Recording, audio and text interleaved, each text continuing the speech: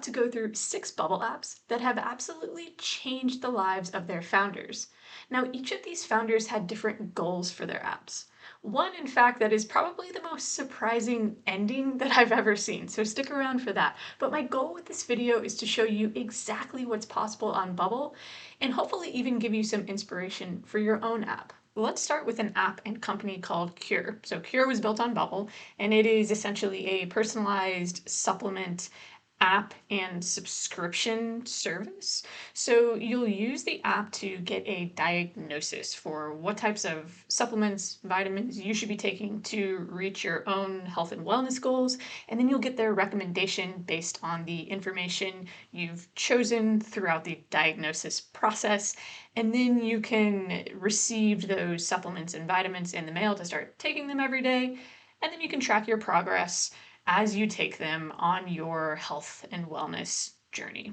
So if we click over to siliconcanals.com, you can see that this investment firm here has actually made a 10 million euro investment into Cuure. So this is pretty significant. The company has grown a lot to date. So actually, if we click over to Bubble's own showcase page on Cuure, it talks about the story of these co-founders who, they pursued this idea and they didn't want to hire a technical co-founder.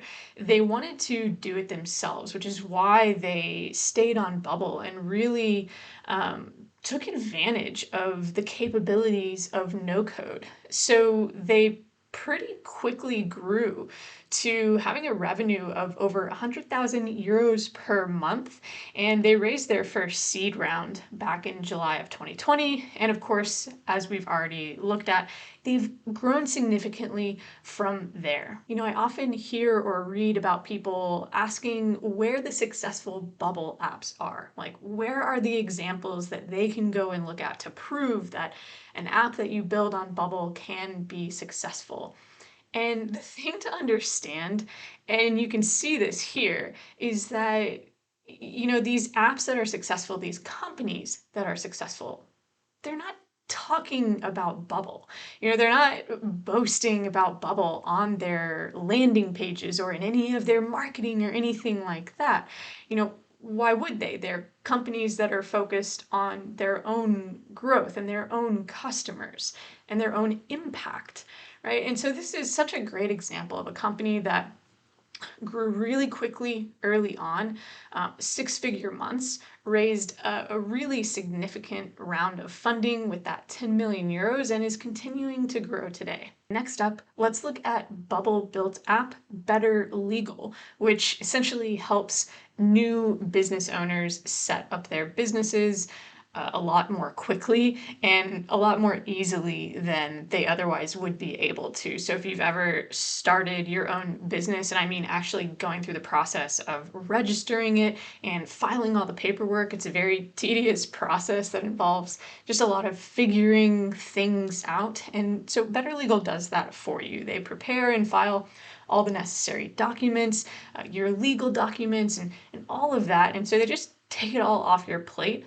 which is really cool. Now, if we click over to Chad, who is the co-founder, if we click over to his Twitter or X profile, you can see he put up a post in August of 2023 talking about how he started BetterLegal with under $8,000. And in this upcoming October, they are projected to hit 1 million in annual recurring revenue, which is really cool and really significant. Now, clicking over to Bubble's own showcase page about BetterLegal, you can see that in 2022, they generated $2.7 million in revenue. And the coolest part about this is that Chad and his co-founder actually started BetterLegal by outsourcing the development to traditional programmers. So BetterLegal was built using custom code over a 4-year period, but that was really cumbersome, really expensive, really time consuming. And so they switched to Bubble. And what took them 4 years to build out using custom code took them less than a year to replicate in Bubble.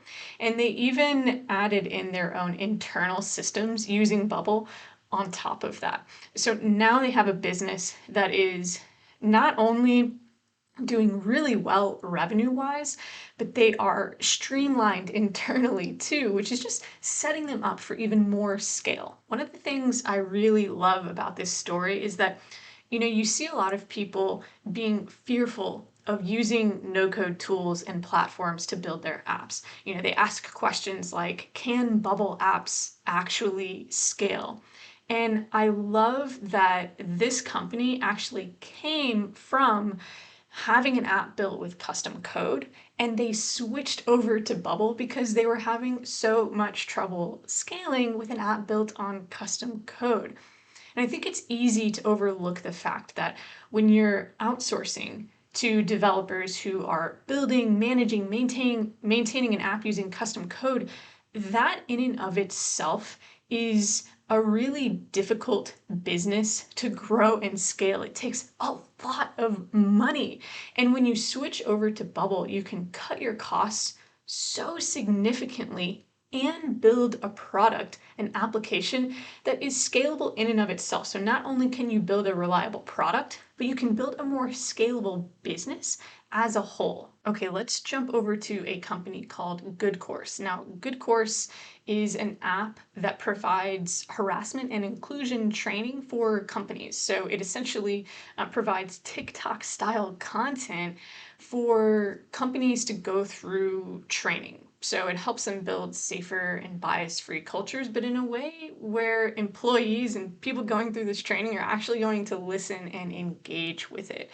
So if we click over to Bubble's showcase page for GoodCourse, you can see that they are backed by Y Combinator. They've raised $1 million in VC funding, and essentially they have created a really awesome base for their company to continue scaling on top of. Now, one of the things that I really love about GoodCourse and what they're doing is that the co-founders here, they chose to use Bubble because they wanted control over their entire tech stack.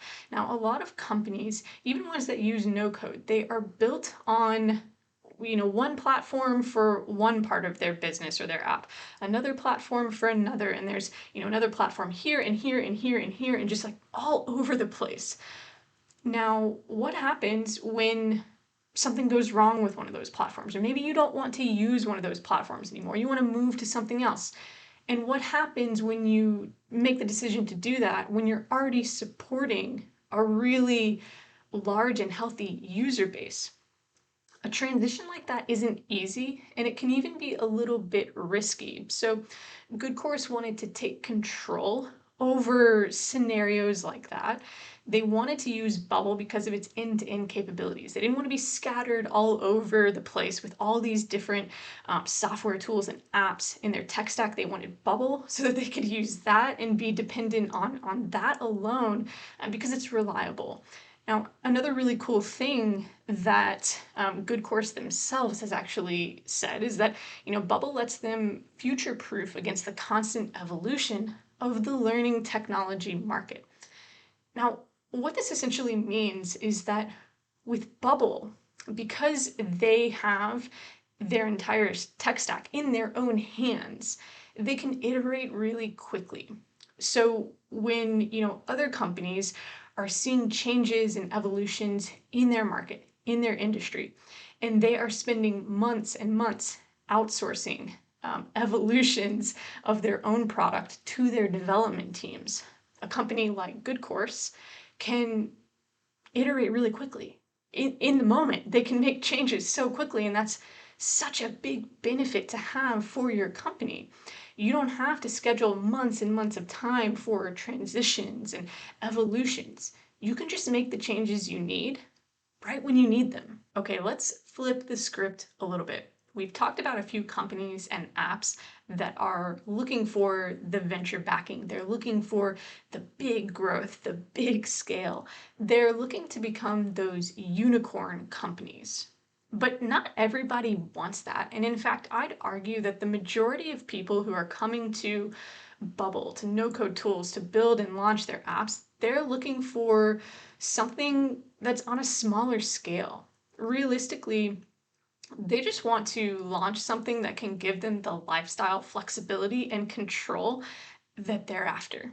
They want options in life. They want flexibility. They want stability. They want more freedom than they currently have, right? That's what a lot of us are after. And you might feel the same way. And so I want to flip the script and look at a few apps and founders that have those lifestyle control and flexibility goals as well. So we're going to talk about a few founders that we've actually had the privilege of working with. And these are founders that we worked with to go from idea to pilot launch with their apps. So we'll look at their apps and talk about kind of what they were looking for and where they were going and where they're at now. Let's look at an app called WashDryFold POS, which is a laundromat point of sale system built by founder Brian Henderson.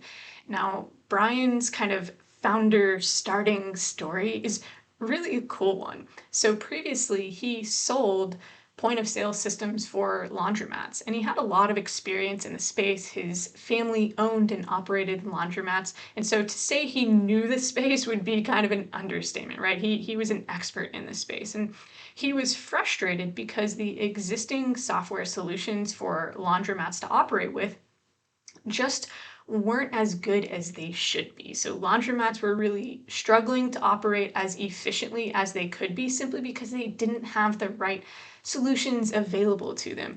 And so Brian decided to take that into his own hands and say, well, I know what needs to be in place, so I'm going to figure out how to build the right solution myself. And what's really cool is that if you look over at the map showing where they have their software in different laundromat locations, you can see that they are all over the country. So super, super successful. You won't see Brian applying for the next Y Combinator. You're not going to see him looking for millions and millions in venture backing. Not that there's anything wrong with that, but what I see most people doing is looking to build apps that allow them to step away from the job or the income that doesn't give them the control that they really want over their lives. They step away from that by launching an app so that they can create the control for themselves. That's what Brian did. He built the thing that would allow him to write his own story, right? That would allow him to support his family in the way that he wanted. And that's what he's doing now. He's running his own business in a really scalable way. The next app I want to show you was built by one of our past clients, Kirsten, who went through our Built to Scale program. She built an app called RepsTracker, which helps real estate investors take advantage of the tax benefits that a lot of them end up missing out on. Now, one of my favorite stories about Kirsten is about a year into her journey. She sent us a little update about how her app was doing, and she let us know that she was having a new user sign up about every 30 minutes. Now, that's not mountains and mountains of users, right? But if you look at her pricing of about $30 a month, $280 a year, that's pretty significant. If you think about a user signing up every 30 minutes and creating even $30 of recurring revenue every single month, that adds up to what is freedom for a lot of people. Now, Kirsten came to us as a physician. She was homeschooling her kids. She was very busy. She was also a real estate investor, so she had a lot of knowledge about the space. And she wanted to she wanted to diversify her income streams, essentially. So she wanted to create this business that she knew would be helpful because, number one, it would be helpful for herself, but it would also be helpful for a lot of the real estate investors that she knew. And she wanted to essentially just diversify those income streams, create stability for her family, give herself and her family options for their future. And so now here she is with this app-based business that doesn't take up a ton of her time. It's scalable because that's what app-based businesses are. It was doing really well right out of the gates, and it's continued to grow from there. And this is the kind of thing that a lot of founders are after. We talked about Brian, and he was looking for that business that he could run, that could replace what he was doing and give him options and flexibility with life. And now we look at Kirsten, who wasn't necessarily looking to replace her career as a physician. She just wanted to diversify that income in a significant way. And that's exactly what she did. Now, the last app and founder that I want to talk to you about, I'm going to tell you a little story about it. Now, this story is going to be shrouded in some mystery, and it's going to be a little bit vague because the founder was involved in some not only life-changing, but generation-changing deals with his app. So we're gonna anonymize it a little bit, but we're gonna call this founder Bob. Now, Bob came to us at the tail end of his career. He was just about ready to retire. But he didn't want to build an app and then run that app as a business in retirement. He wanted to build an app using all of his industry expertise up to that point, and he wanted to sell it so that he could retire with a bang, if you will. Now, once Bob built his app, the way he kind of finished up our program was by entering into a deal with one of the largest companies in his industry, a Fortune 100 company. And the kind of his end update, after his time with us, was when he was in the office with some of the head honchos who were looking to acquire a very specific type of software. And Bob was up against 4 other competitors who were also pitching their apps. Now, the update we got that was really cool was that Bob was the favorite out of the group because Bob was the only one with a working product. The other competitors in that room, they had prototypes. They had ways to convey their ideas, but Bob actually had it built out because he had used Bubble to build it himself in a compressed time frame. So he could actually put it into the hands of those head honchos that were making the decisions. So he had a really big leg up on the competition. So, okay, let's fast forward. Now Bob went into that deal, which actually took quite a while. So over the next year or so, he would kind of drop us an update here and there to let us know how the deal was progressing. Because like I said, this was a very significant deal, so not a decision that was going to be made quickly. But there were 2 updates, the last 2 updates we got from Bob, actually, that I want to highlight here because they're just some of my favorite updates that I've ever gotten from a past client. So the second to last update was when Bob let us know that there were no other competitors, no other apps that this company was considering at that point. They were now down to the decision of whether or not they would move forward with the purchase of Bob's app. Okay, so that was it. The last update that we got from Bob was that they were preparing to sign the contracts. So great, the deal is basically done. But we didn't hear from Bob after that. A few weeks had gone by, and I was wondering, what's Bob doing now? How are things after the acquisition?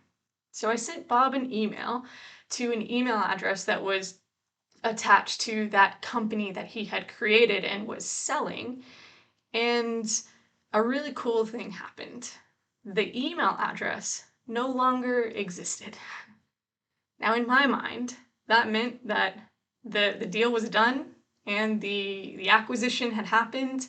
Bob's presence in the business no longer existed, and Bob was very likely spending his days sitting on his yacht, drinking bourbon in the sun, wearing his boat shoes, and just really living his best life. And the really cool thing about this, actually all of that's really cool, but one of the really cool things about this, and one of the takeaways that I want for you to understand, is that People come to a platform like Bubble. People build and launch apps for so many different reasons. They have so many different end goals.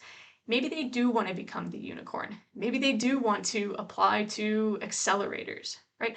Maybe they want to create the additional income stream. Maybe they want to replace their jobs. Maybe they want to sell. And in Bob's case, and maybe even in yours, you don't have to build an app and then continue to operate it forever. That doesn't have to be your next step with your career or with your life. You can simply build an app to sell it if you want.